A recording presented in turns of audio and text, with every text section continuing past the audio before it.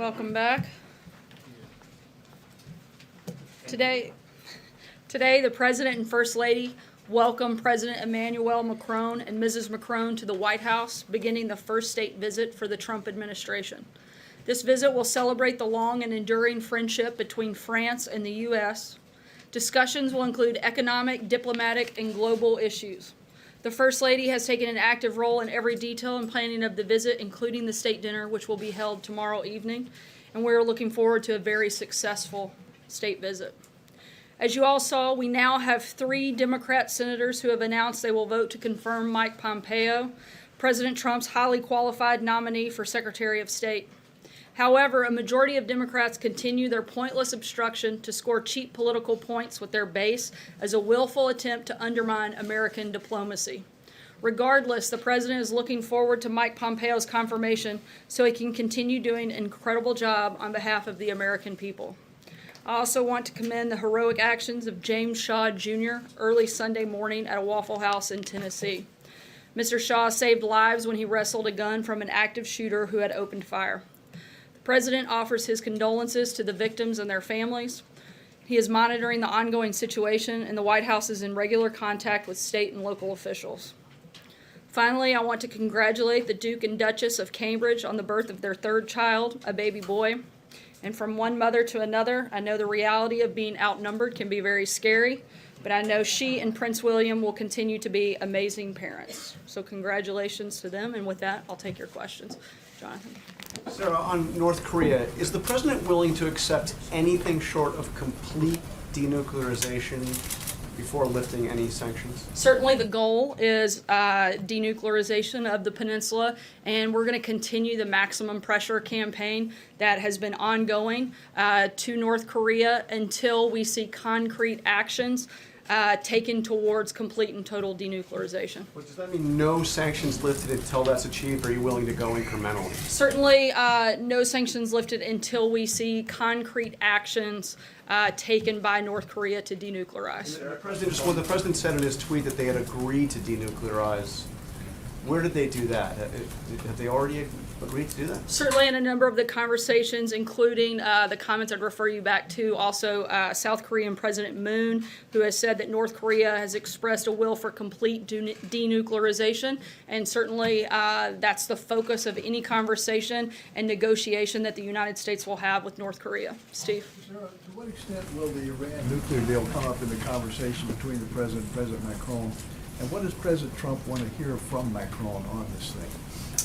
Look, I'm not going to get ahead of any conversations that we expect to take place over the next couple of days. As you know, they just landed a few minutes ago and haven't even arrived here at the White House. I'm not going to presume what those conversations will look like. We certainly expect that that will be part of the conversation, and we'll keep you posted if we have any specific details to put out about that. Is the president still leaning toward decertifying the deal when it comes up again on May 12th?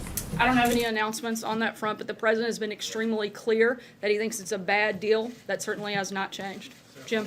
I wanted to ask you a question, sort of following up on what you were asked this morning about Michael Cohen. It was noticed by some that you didn't close the door one way or the other on the president pardoning Michael Cohen. What is your what's your read on that right now? It's hard to close the door on something that hasn't taken place. I don't like to discuss or comment on hypothetical situations that may or may not ever happen. I would refer you to personal attorneys to comment on anything specific regarding that case, but we don't have anything at this point. I just ask you about a tweet that the president put out last week. He tweeted a lot over the weekend, but last week he said he was talking about sanctuary cities in California and saying there's a revolution going on in California. So many sanctuary areas want out of this ridiculous crime-infested and breeding concept. We haven't had a chance to ask you about that tweet. When he used the word breeding, was he making a derogatory term about Latinos in California, that they breed a lot or that they're prone to breeding? No, he's talking about the problem itself growing and getting bigger. Sorry, I've answered a couple. Justin, go ahead. I also wanted to follow up on a couple of the president's tweets. The first was earlier this morning. I'm wondering if you could explain the president's tweet that he had ordered DHS not to allow large caravans of individuals into the country. So if you can say both what specifically he ordered DHS to do and what that would mean for individuals claiming refugee status within the United States. Look, the president continues to monitor the ongoing situation. A sovereign nation that cannot defend its borders will no longer be a sovereign nation. The Trump administration is committed to enforcing our immigration laws, whether people are part of the caravan or not. If you enter the United States illegally, let me be clear, you've broken the law, and we will enforce the law through prosecution of illegal borders. While we are committed to doing everything we can on the border to secure our nation, we need Congress to do their job as well and to pass legislation to close the legal loopholes and prevent us from securing our borders and protecting Americans. The other tweet that the president did over the weekend, he said that he didn't see Michael Cohen flipping to get out of trouble with the government. I guess that prompts two questions. The first is what the president believes his personal attorney might have done to get him in trouble with the government, and secondly, what the president's done that he is worried Michael Cohen could flip about. The president's been clear that he hasn't done anything wrong. I think we've stated that about 1,000 times. Beyond that, I don't have anything to add beyond the president's tweet. Matthew? Thanks, Sarah. There have been a number of documented cases in the press recently of EPA Administrator Pruitt at least appearing to be dishonest about requesting raises for aides, about his relationship with a lobbyist who had business before the EPA, to name two. Is the White House concerned at all about this pattern, and is there concern about him testifying before Congress on Thursday as scheduled, where these issues are probably going to come up? We're continuing to review a number of the reports that you mentioned, and we'll let you know if we have any changes on that front. Ashley? Sarah, President Macron is hoping that a proposed side deal between U.S. and European powers could strengthen the Iran deal enough that President Trump would feel comfortable staying in it.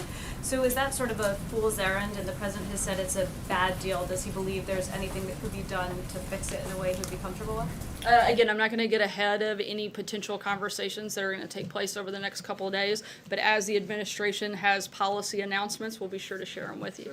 Mara? Thank you, Sarah. Just to go back to Jonathan's question about North Korea, the president tweeted pretty flatly, they have agreed to denuclearization, and then you're saying that they're just agreed to talk about it. What is the president's definition of complete denuclearization? Again, I'm not going to negotiate with you guys. I'm going to leave that to the president and Kim Jong-un to walk through what some of those details would look like when that meeting takes place. But I can be very clear that we expect it not to just be mentioned in words, but there have to be concrete actions that take place towards total denuclearization of the peninsula. Does that mean removing all nukes, our nukes? and Again, their I'm not nukes? going to get into the negotiations of what will take place and what the agreement will look like, but there have to be concrete actions that stop the denuclearization of the peninsula. President Macron appears to have a very robust agenda coming to Washington. He wants to change the president's mind on a lot of different things, on the Iran nuclear deal, on keeping U.S. troops in Syria, on tariffs, and maybe even on the Paris Climate Accord. Does he have an open mind? Is it possible that he will change his mind after President Macron gets through with him? I think that I feel very confident that we have the best negotiator at the table. Look, you have two leaders that have an incredibly good. Hold on, let me finish. Let me finish. That's not what I said. I said that we have a great negotiator at the table. I certainly was not commenting on President Macron's abilities, simply stating the obvious that we have an incredibly good negotiator at the table for the United States.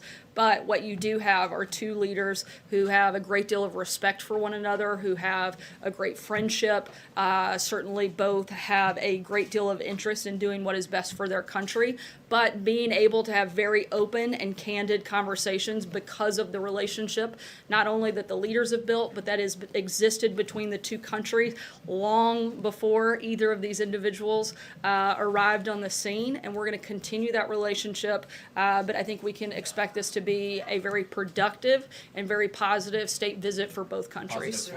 Could the I said for president both change his countries. mind on some of these Again, I'm not things? going to get ahead of conversations that are going to take place, but as we have any policy announcements, I'm sure you guys will be the first to know. Again, the president wants to make good deals for this country, and if he feels like he can make a good deal that benefits this country, he's certainly going to engage in those conversations. Peter? Sarah, why should North Korea believe that the U.S. is an honest broker when the president has said publicly that he would like to get out of the deal the U.S. and others made with Iran? Look, the president's been clear from day one that he thinks that's a bad deal. I don't think any deal that he would sign and agree to, he would consider a bad deal. The president wants to do what is in the best interest. The president wants to do what is in the best interest of our country, and even in the world, and particularly having North Korea and the Korean Peninsula free of nuclear weapons, I think is a good thing for everybody, and I think even you would be hard pressed to find something different. Steve? What you said Sorry, about Peter, I've got tight time, I'm gonna keep I moving. know, I think we should. Steve? Yeah, Sarah, I just want to follow up on that about North Korea. I'm wondering what gives you any optimism that the North Koreans are really looking to denuclearize because of the statements that they're making. Everybody seems to be jumping on the very positive aspects of the statements, but they're also saying over the weekend that their completion of the nuclear arsenal, which they call their powerful treasured sword, firmly guarantees forever the country's security and well-being. That doesn't sound like any wiggle room on denuclearization. Certainly, we're not going to make mistakes from previous administrations, and we're not going to take the North Koreans simply at their word. Like I said before, and we've said many times before, the maximum pressure campaign is going to continue until we see concrete actions taken by, look, we're not naive in this process. We've seen some steps in the right direction, but we have a long way to go. We also have seen a major change in what has taken place in the past by having our allies and partners in the region step up and do much more than they have in the past. China has taken a more active role in putting pressure on North Korea. They can certainly do more. We hope they will and will continue working with us. And that's all at the direction and because of the relationship that the president has built with President Xi of China. Yamiche? I have two quick questions. The first one is that the New York Times and others report that federal prosecutors have recommended charges against the New York police officer involved in Eric Garner's death. But the Justice Department has expressed some strong reservations. Where do things stand with the case of Eric Garner? And when does the Justice Department, when are they going to make a decision about the police officer and whether or not they're going to charge him? I don't have an administration update on that front, but would refer you to the Department of Justice to get further details, and I'll work on getting an update for you and let you know. The question I have is the president tweeted. Sure. The Usually when we let one, it's kind of, it's not exactly a secret, but yeah, I'd be happy to share that with everybody. The second question is the president tweeted James Comey illegally classified documents to press illegally leaked documents to press to generate a special counsel. Therefore, the special counsel was established based on an illegal act. Really, does everyone know what that means? What does the president think that means? And is he indicating that the special counsel should be fired because of the way that it was begun?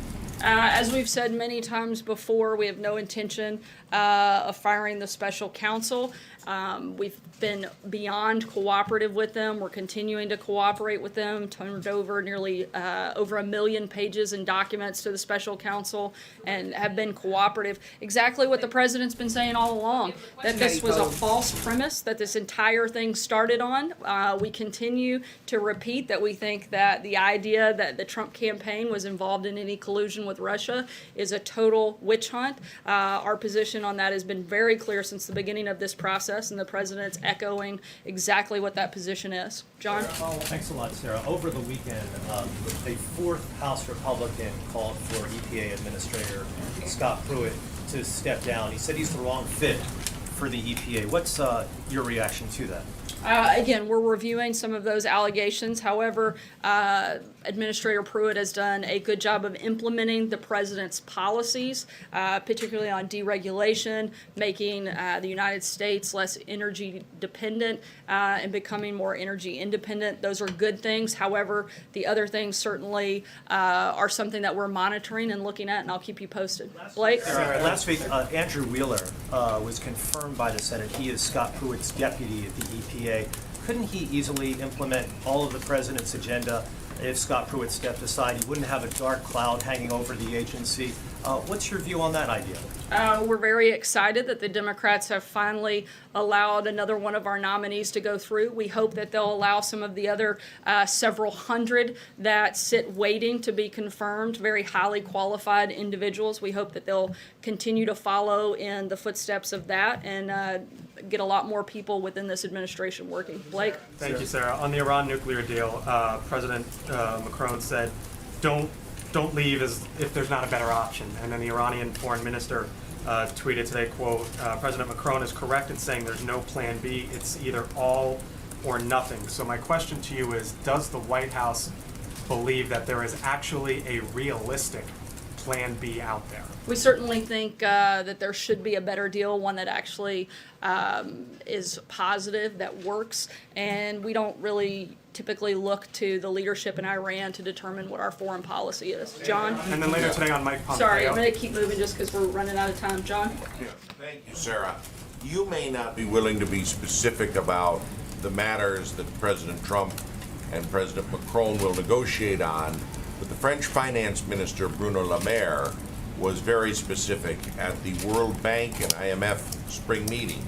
He said on Friday that France would insist on, and I quote, a full and permanent exemption, end of quote, of any trade tariffs the United States might want to impose on France. He went on to say that if they are going to be a partner in dealing with China and other countries, they cannot have what he called a sword of Damocles hanging over them. That's pretty strong language. Is trade and a We can at permanent least agree on exemption? that. Yeah. Is it on the table as Minister Le Maire wishes? Again, we certainly expect this to come up in conversations over the next 2 days. When we have any policy announcements, we will absolutely let you know. Kevin? Thank you, Sarah. Two quick ones. One on Syria. Is it fair to say the president agrees with the French president that a precipitous or too quick removal of America's presence from Syria would be a danger or damaging to the Syrian people? And if there is agreement there, is there a possibility that the two will come to some sort of a formal announcement during his time here? And a follow on Mike Pompeo, what would be the number one issue that the president would like him to tackle, assuming that, as expected, he is approved today? First, I'll talk about the Syria question.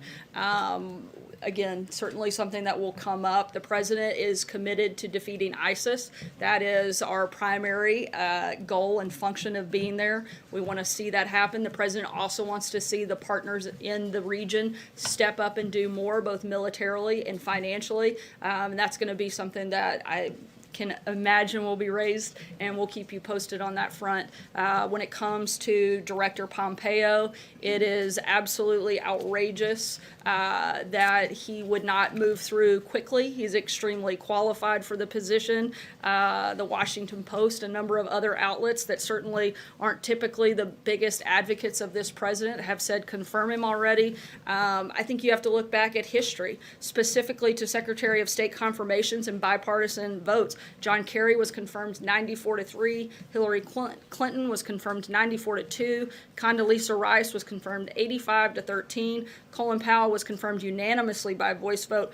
I think that if you even look at some of the questioning that's been brought up by the Senate, no one doubts Pompeo's qualifications and his ability to do the job. So I think that not only is the White House, but all of America should be calling on the Senate to actually do their job, do what they are required and expected to do, and that is to help government function and to help on the safety and the security of our country. This is an incredibly important position, and that plays a big role in that, and they should certainly support Mike Pompeo and get that done today. And I think, frankly, for particular members of Congress, that it's very hard for them to justify voting in favor of someone like John Kerry and not following suit and voting in favor of Mike Pompeo.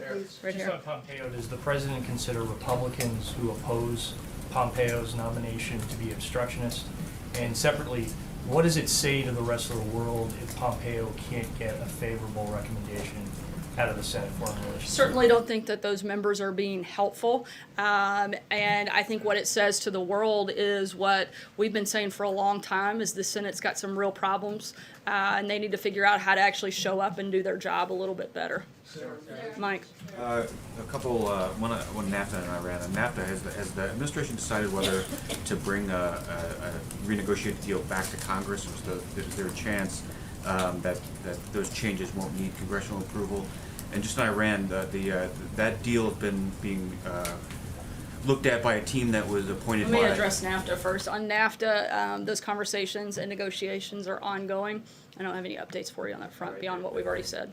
President's Iran team was mostly put in place by McMaster and Tillerson. Does the President still have confidence in that team? Has he been briefed on their developments lately? And does he and John Bolton support where they're at right now?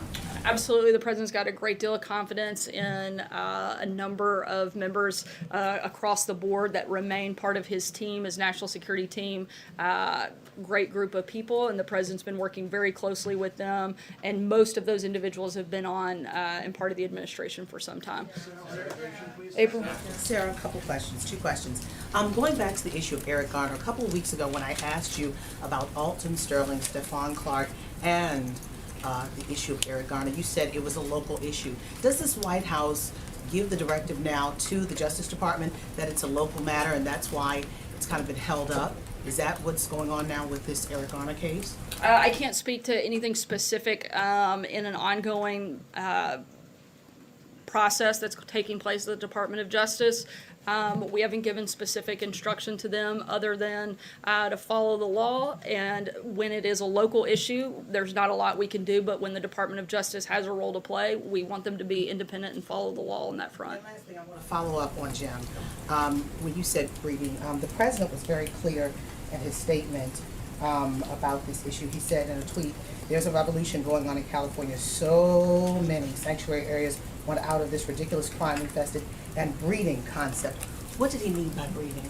Again, the president has recognized that this is a major problem, and a lot of people, even in California, want to see the issue of sanctuary cities addressed, and the president's doing what he can to do that. What does breeding mean to this president? Because when you think of breeding, you think of animals breeding, populating. I'm not going to begin to think what you think. Certainly, I think that it can mean a lot of things to a lot of people, but the president is talking about a growing problem, and I addressed that with Jim. I don't have anything else to add.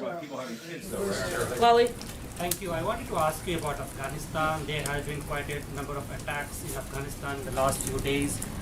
This is the first fighting season after President announced his South Asia policy. How do you see the situation in Afghanistan now? I'm sorry, what was the last part of your question? How do you see the situation in Afghanistan now? We're continuing to move forward with the strategy that was announced, and I don't have any other policy announcements at this time. Take one last question, Brian. Thank you very much. 2 quick questions. One, just to define what the president meant about breeding, to be specific, he's not talking about people having babies, yes? Not that I'm aware of. I'd have to ask him to dig into that deeper. I just said not that I'm aware of, and I would have to ask him to be more specific. Okay. In regards to the Mueller investigation, guys, I'm sorry, I'm trying to. In regards to the Mueller investigation, I understand this administration says that there's no collusion. So if we take the president at his word, he can't be aware of everything that went on underneath him by everyone who works for him. So if there's someone who worked for him underneath him that is guilty or is prosecuted by the Mueller team, would he not support those who did wrong, even if he was unaware of it? Certainly we want everyone to follow the law, but I'm not going to comment on a hypothetical situation. The president has been clear. He and his campaign were not involved in collusion. If he had, I'm pretty sure, you guys would have found that out, and I'm addressing that. Brian. Right? He would support the president would absolutely support the law and individuals following the law. What the president doesn't support is a year wasted distracting the world and the country from the great things that are happening in this country, from talking about issues that Americans actually care about. That's what the president would probably tell you to stay focused on. And with that, thanks guys. We'll see you tomorrow.